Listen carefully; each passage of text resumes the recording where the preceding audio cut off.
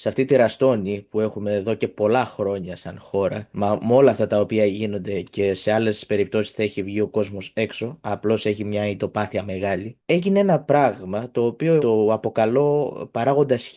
Και αυτό ήταν η απεργία πείνας του Πάνου Ρούτσι. Ξέρουμε ότι κέρδισε τη μάχη, θα δούμε τον πόλεμο, διότι το δικαστήριο είναι το 26, ενώ μιλάω για τα τέμπη. Και εσείς ήσασταν από τους χιλιάδες ανθρώπους που πήγαν και τους εμπαρασταθήκανε στις μέρες που έκανε απεργία πείνας. Μπορείτε να μου πείτε λίγο τις εντυπώσεις ή τους προβληματισμούς σας σε αυτό το γεγονός? Ναι, πριν πάω σε αυτό το γεγονός, θέλω να πω ότι αυτό που έγινε στις 28 Φλεβάρι αυτού του χρόνου που περνάμε, δηλαδή το μεγάλο συλλαλητήριο για τα τέμπη, ήταν κάτι συγκλονιστικό σε όλη την Ελλάδα. Εγώ προσωπικά δεν έχω ξαναζήσει μια τέτοια κατάσταση με τόσο μεγάλη κινητοποίηση στην Αθήνα. Το ίδιο και στη Θεσσαλονίκη, από ό,τι λένε όλοι, είχε πάνω από 500.000 που δεν έχει κατέβει ποτέ τόσος πολλής κόσμος στη συμπρωτεύουσα, ας το πω έτσι. Εδώ πέρα στριμωχνόταν ο κόσμος στο μετρό για να φτάσει στο Σύνταγμα. Περνούσαν οι σειρμοί και ήταν γεμάτοι όλοι. Τώρα μιλώ για τα Άνω Πατήσια δηλαδή, που πήγαινε ο κόσμος τα πόδια για να φτάσει στο μετρό για να μπορέσει να πάει στο μοναστηράκι και από εκεί να ανέβει στο Σύνταγμα.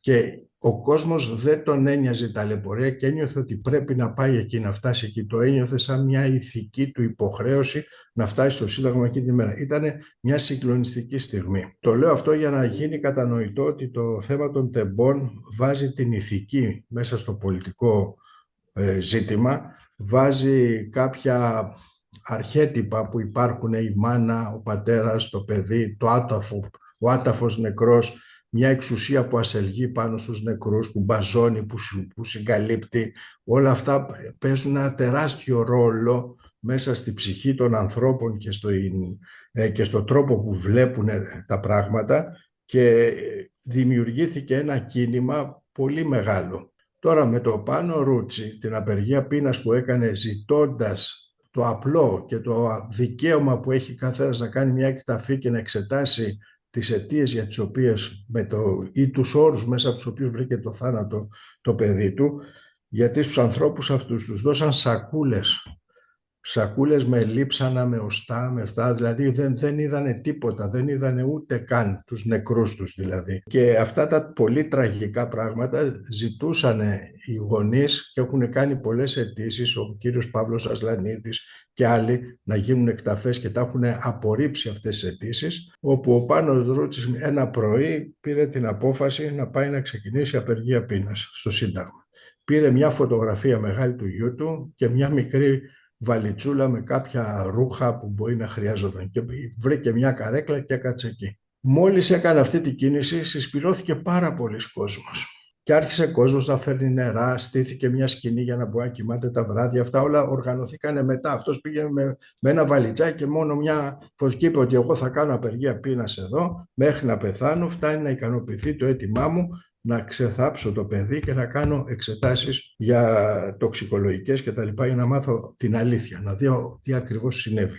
Δεν μπορείτε να φανταστείτε τι έγινε στο τόπο εκεί, γιατί υπάρχει ένα μνημείο μικρό που έχει κάποια φαναράκια και κάποιες γλάστρες γύρω-γύρω, όπου είναι γραμμένα τα 57 ονόματα των ανθρώπων που πέθαναν στο τραγικό δυστύχημα, και δίπλα να είναι ένας πατέρας που ζητάει να μπορέσει να κάνει εκταφή της ορού του γιού του για να μάθει την αλήθεια.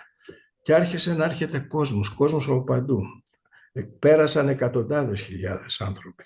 Να τους φίξουν το χέρι, να τον πάρουν αγκαλιά. Άνθρωποι που κλαίγανε την ώρα που τον αγκαλιάζανε, δάκρυζε κι αυτός. Δηλαδή ούτε και εκείνος νόμιζε περίμενε να συμβεί όλο αυτό το πράγμα. Ερχόντουσαν σχολεία και τραγουδάγανε τραγούδια, σταματούσαν λεωφορεία και κατέβαιναν οι άνθρωποι να χαιρετήσουν τον απεργό πείνας και μετά ξανανέβαιναν στο λεωφορείο να φύγουν.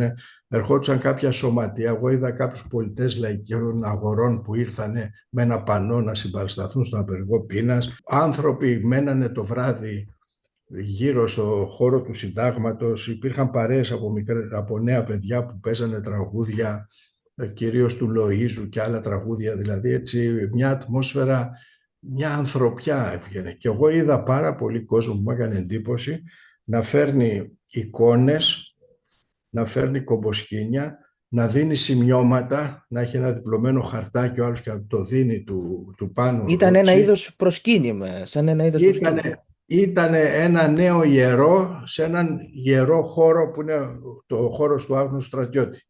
Και αυτό το πράγμα έδινε την αίσθηση μιας συμμετοχής του κόσμου, συμμετείχε ο κόσμος, έβγαζε από μέσα του όλη αυτό την ένταση και την πίκρα και τη θλίψη που είχε ζήσει από αυτό το έγκλημα, συμπαραστεκόταν σε ένα πατέρα που είχε ένα δίκαιο αίτημα και συσπυρωνόταν όλη η κοινωνία γύρω του. Και γίναν 2-3 μεγάλες συγκεντρώσεις, κάποιες Κυριακές, ας πούμε, όσο κρατούσε για απεργία πείνας, που ήταν πολύ μαζικές. Και έτσι αυτό κατακτούσε, να το πω έτσι, τη συνείδηση και την ανθρωπιά σχεδόν ολόκληρης Αθήνας, αλλά εγώ είδα και κόσμο, δηλαδή είδα μια σκηνή που με συγκλώνησε, μια γυναίκα τυφλή με ένα μπαστούνάκι που την οδηγούσε μια άλλη κυρία εκεί και λέει «Ήρθα από Θεσσαλονίκη για να σας χαιρετήσω». Εγώ έμεινα, δηλαδή, πώς το λένε, ήταν συγκλονιστικό να βλέπει κανείς τέτοια πράγματα. Και άλλοι άνθρωποι να τα έρχονται να του λένε «Έχω χάσει κι εγώ ένα παιδί, είμαι μαζί σου, το είμαστε μαζί σας». Ήταν η ευχή που έδιναν όλοι και δύναμη, κουράγιο. Αλλά στην ουσία έπαιρνε ο κόσμος δύναμη και κουράγιο. Ήταν μια διαδικασία, καλά το είπατε σαν προσκύνημα, αλλά που είχε μια ιερότητα μέσα και ένα έντονο Κοιτάξτε, συγκινησιακό συναισθήμα και όλοι δείχναν τη Βουλή και διαχωριζόντουσαν τη Βουλή που είναι λίγο πιο πάνω και ήταν και κατηγορηματική απέναντι στο πολιτικό κόσμο που δεν δέχεται αυτό το απλό αίτημα να πρέπει να γίνει. Μέχρι που αναγκάστηκαν και υποχώρησαν. Ήταν συγκλονιστικό. η οικογένεια και η αγάπη του γονιού προς το παιδί είναι πραγματικά κάτι ιερό και ίσως αυτό το οποίο είδαμε μπροστά στα μάτια μας, ίσως υπερβαίνει αυτό που λέμε κίνημα σαν πολιτική κίνηση ή κάτι άλλο, είναι κάτι πιο υποσυνείδητο. Και δυστυχώς όλοι αυτοί που το καλύπτουν, ή οι πολιτικοί ή αυτοί οι οποίοι θέλουν να λέγονται ότι είναι άρχοντες της Ελλάδος, ίσως δεν έχουν καταλάβει ακριβώς την δύναμη αυτού του πράγματος, γιατί δεν το υπολογίζουν, δεν πιστεύουν σε κάτι πιο μεγάλο. Και ίσως θα Όχι, είναι και αυτό η ήττα τους, που δεν υπολογίζουν κάτι μεγαλύτερο. είναι πολύ σημαντικό αυτό που λέτε και θέλω να το συνδυάσω και με ένα άλλο γεγονός. Δεν μπορεί να εξηγηθεί η ανθεκτικότητα της κοινωνίας, γιατί αυτά που περάσαμε από το 2010 με τα μνημόνια και ύστερα ήταν ένα τεράστιο, μια θεραπεία σοκ πολύ σκληρή απέναντι στην κοινωνία.